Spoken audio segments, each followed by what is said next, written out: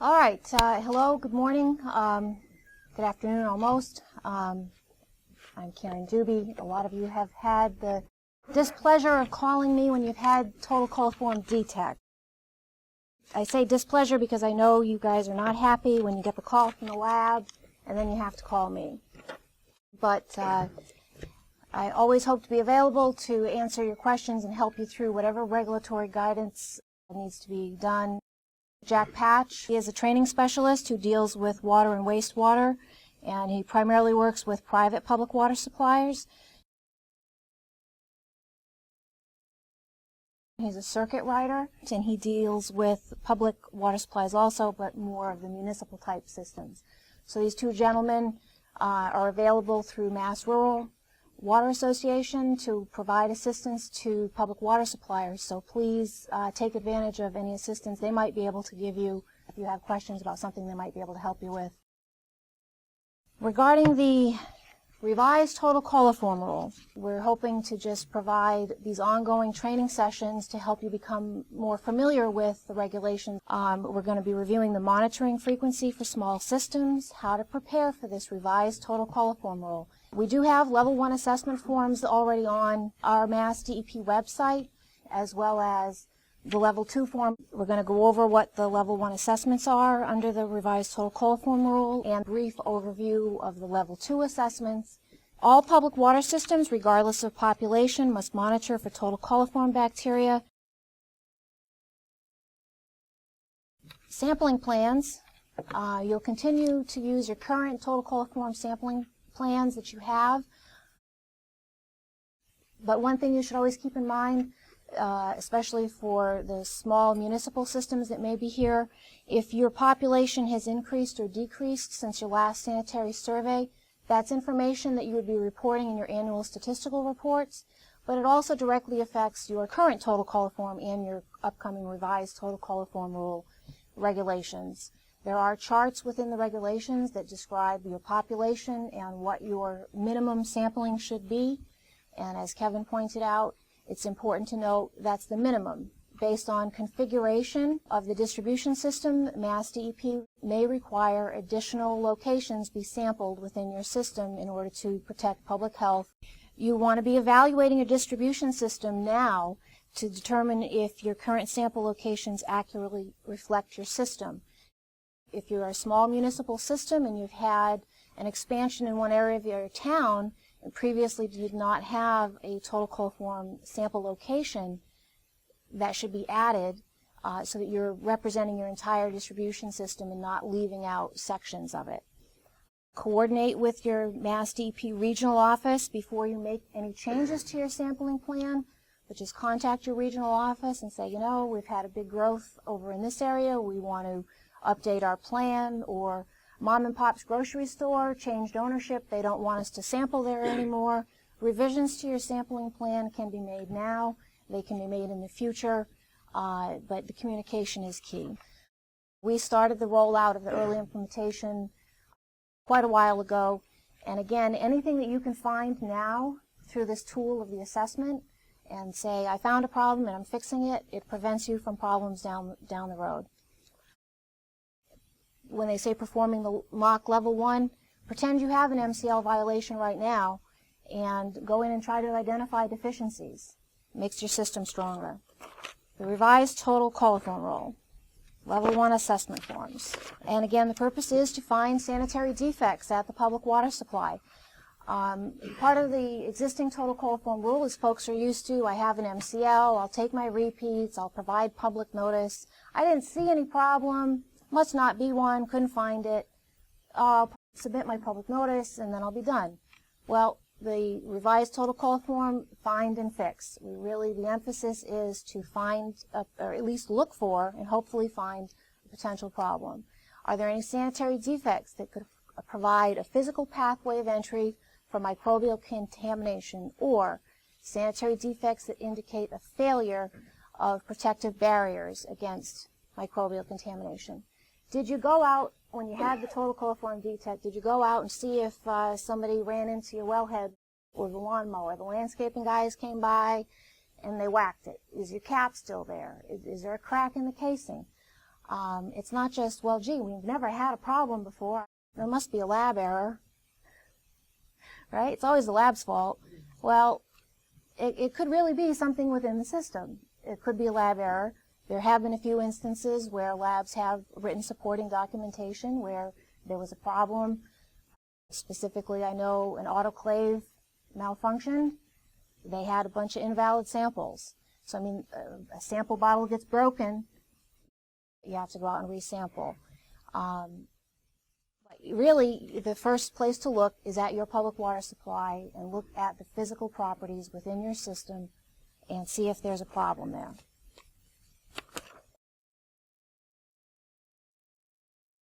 Level 1 triggers and assessments. So the trigger for the revised total coliform rule is what would have been your trigger for your MCL violation. You don't have the MCL anymore, now you have the assessment for total coliform. And again, as Kevin pointed out, your acute violation still remains primarily the same. And I'm going to talk about the acutes and jump off the RTCR for a minute. If you have a total coliform positive and E. coli positive distribution system sample, and your repeats, any of your repeats have total coliform only, that's an acute violation. If you have total coliform in your initial sample but no E. coli, and your repeat sample has E. coli, that's an acute.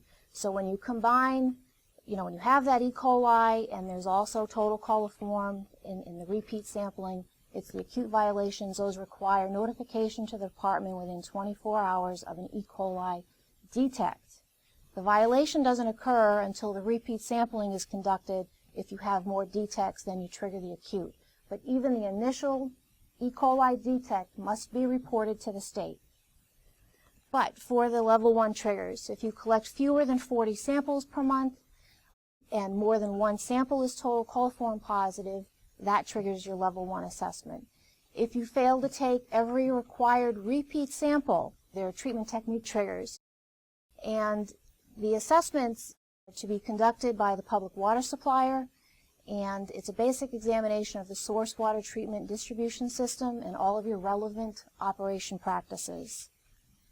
Level 1 assessment components. I believe this is the version you'll find on our MassDEP website for the level 1 assessment forms. They ask all the information we always want to know. What's your public water supply ID number, the name, the towns, what type of system are you? There are general categories. Maybe you decide that things have changed in the operations of the business and what used to be a relatively clean sink is now your mop sink. Can you take a good sample from there? Yeah, you can. And if you take it and you have it analyzed, it counts, whether it's absent or positive, it's a valid sample.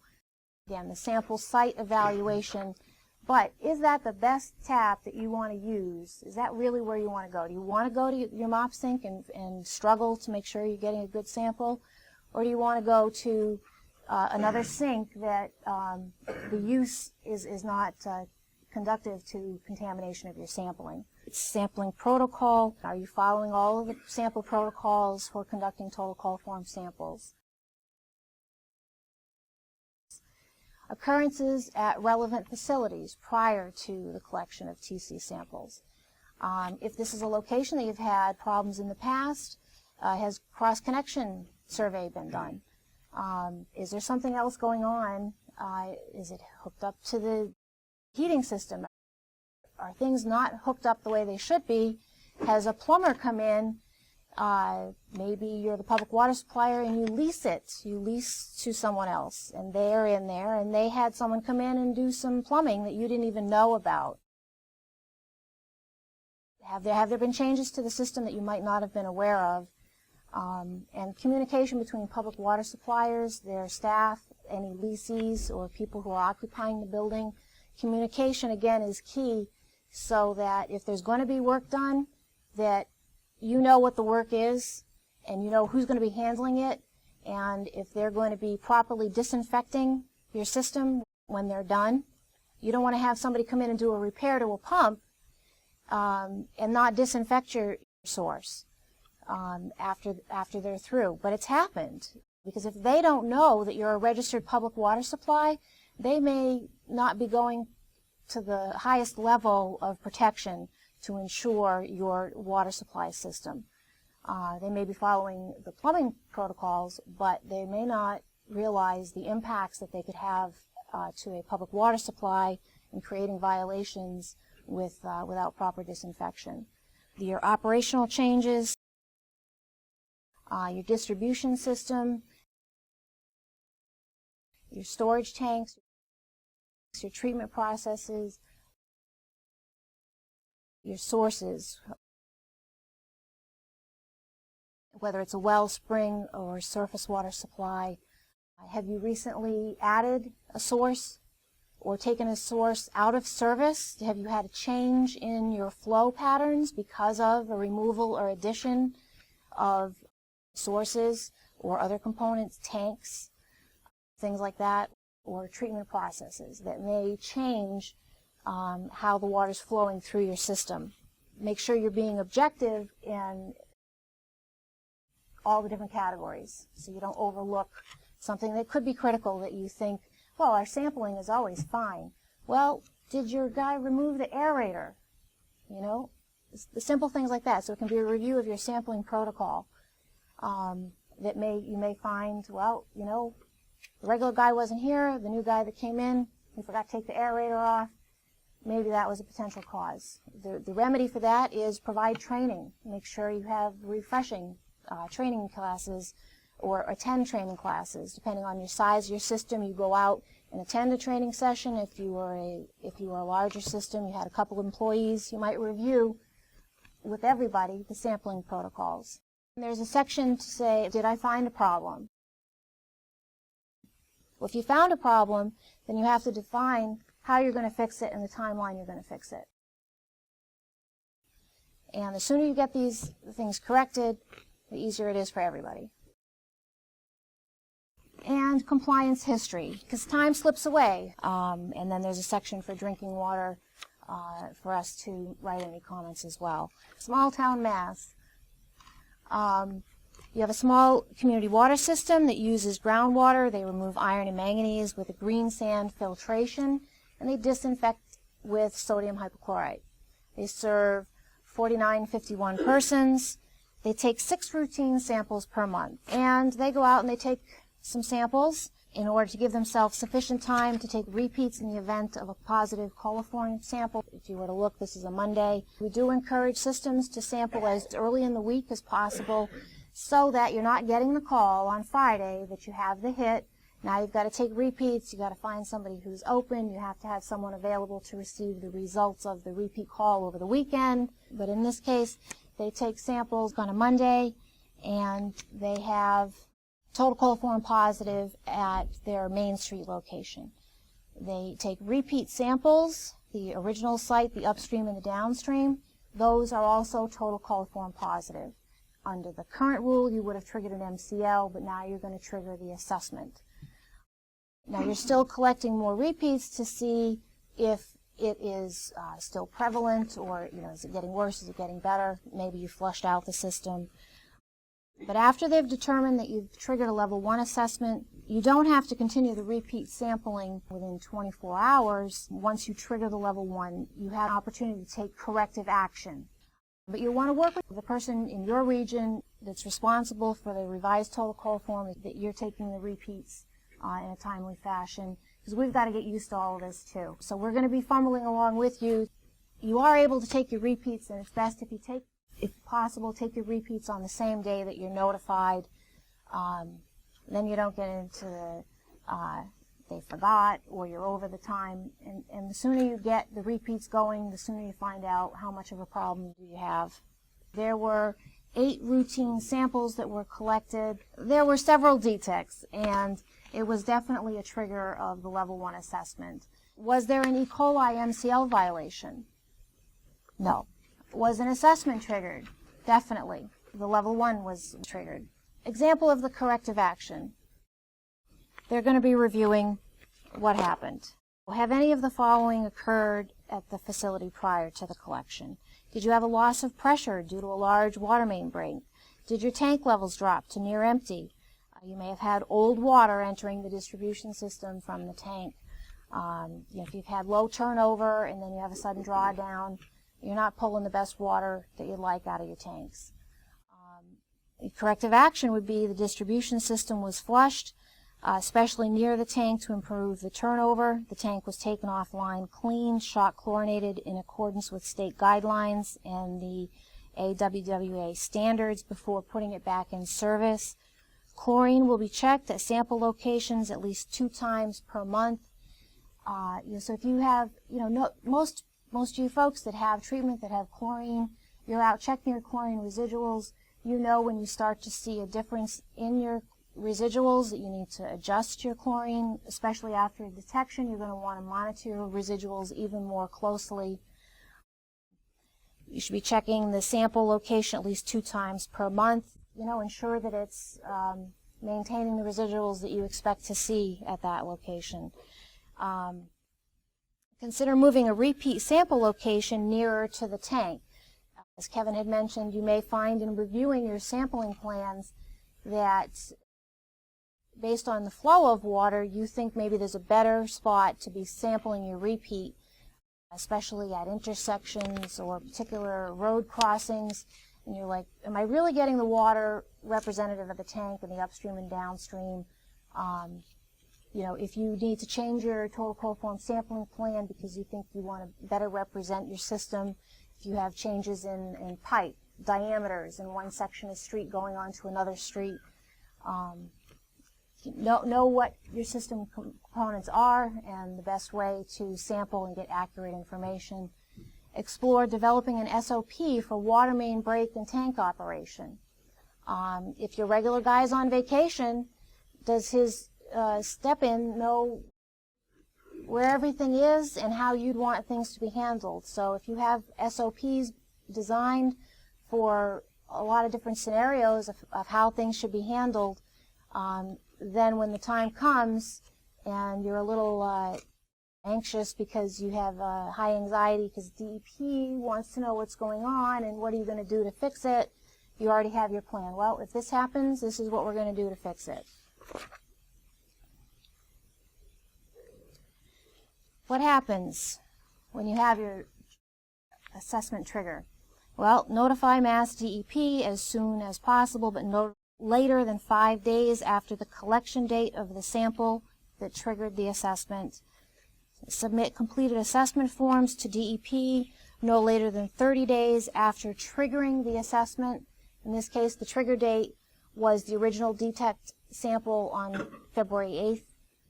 You must describe any sanitary defects that have been detected and corrected and actions completed or that you propose to complete and a timeline of when you're going to take those actions. So if you need to have your tank cleaned and you need to bring in specialists to do that and they can't come next week, when are they going to come out? When are you scheduling it? And if it's not going to be completed by the time the form's submitted, you need to give us a schedule of when you're going to be doing it. Then we have to go in and look at and approve those schedules. If we think, well, you want to have a year and a half to have your tank cleaned, I don't think so. You can get it done a little sooner than that. Maybe not next week, but not a year and a half from now. What did Small Town do? They notified the DEP on February 10th of the trigger. They went in and completed the assessment form. They noted the sanitary defects and the corrective action taken, and they sent the form to the DEP. The DEP received the form on the 17th, and they found the assessment and the corrective action adequate. So, what reporting requirements need to be complied with? So what do you have to report to us under the new rule? That you triggered the assessment. And what other violations did Small Town Mass incur at the end of the compliance period? And do they have to issue a public notice? And what reporting requirements does Small Town need to comply with? That assessment. And we're going to say it over and over again. You have to report. You have to submit the assessment forms. And they have to notify us within 5 days of triggering it. You have to submit the results no later than the 10th day of the following month. Reports must be submitted to the MassDEP in the mail. As far as monitoring reports can be submitted to the DEP through eDEP with the lab. Our review of that will not, I believe, impact your second hit. But it's going to be tricky to start keeping track of all of this. Yeah, I'm going to be making some changes to my my cheat sheet spreadsheets, as a lot of you folks know I have, trying to keep track of who called me, who has hits, who has to do whatever they have to do, who's got repeats pending. Did you do your public notice? Did you send me everything? I'm looking forward to it too. We're all going to have a lot of fun. So the more communication you can provide to me, I hope to be able to provide rapid communication back to you as we roll it out. And just submit the forms within 30 days. I know that's a tough thing to remember. A lot of systems here that have had MCLs in the past, you do your due diligence, you take care of the public water supply, you get things disinfected and your wells treated, disinfection time throughout your system, you take your repeats after action or absent, you do your public notices, but don't forget to mail it to me. Because there's going to be a lot of these, we're going to have to be making sure that we receive the reports in a timely fashion, or then we have to issue a violation for failing to get the report. And that's a really awful thing to have to send out a violation for when you did it, but I just didn't get it. And we do have our Southeast Regional Office. You can receive hand deliveries. If you're really concerned about making sure did we get it or not, then send it by certified mail. Proof that it was submitted to the DEP. What other violations incur at the end of the compliance period? So if you follow everything, if you do what you're supposed to, you can keep yourself out of incurring violations. You don't have that automatic trigger of an MCL violation anymore once the revised rule comes in. So if you do everything that you're supposed to do, you don't pile on violations just because you forgot to send something in or you forgot to call. Call us, send us the stuff in the mail. The sooner the better, so there's no question about it. I wouldn't recommend waiting 5 days because you might forget. I mean, I would recommend you trigger it, give me a call.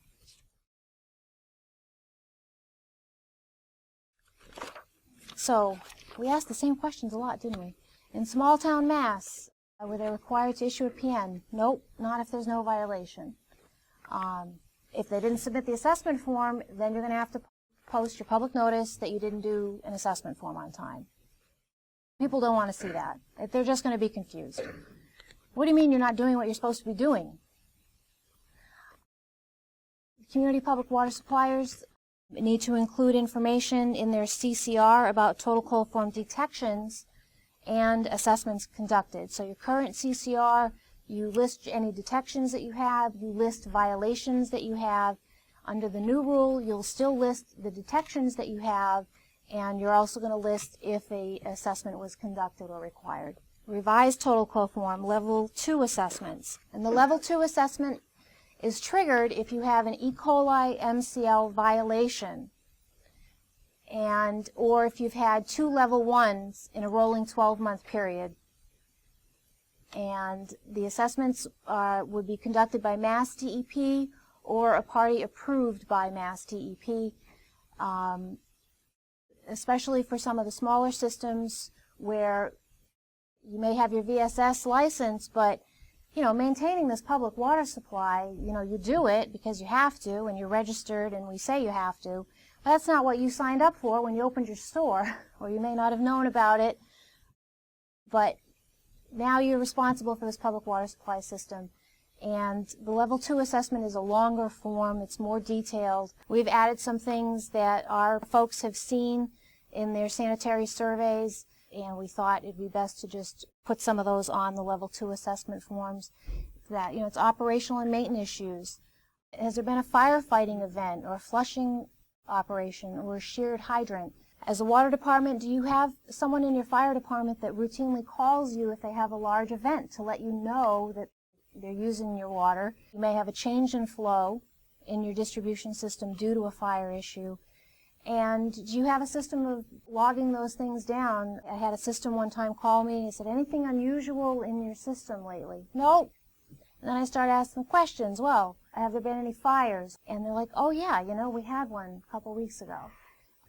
A week or two goes by. That's not fresh in your mind. Now you have a total coliform defect.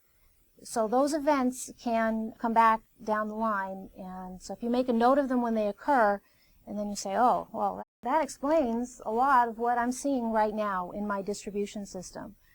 Again, visible indicators of unsanitary conditions. While the forms may seem to be very cumbersome, and we come up with the questions because there have been things found there. They're typical places where bacteriological contamination can be contributing factors. Contacts for the revised total coliform rule. My email is right there for you.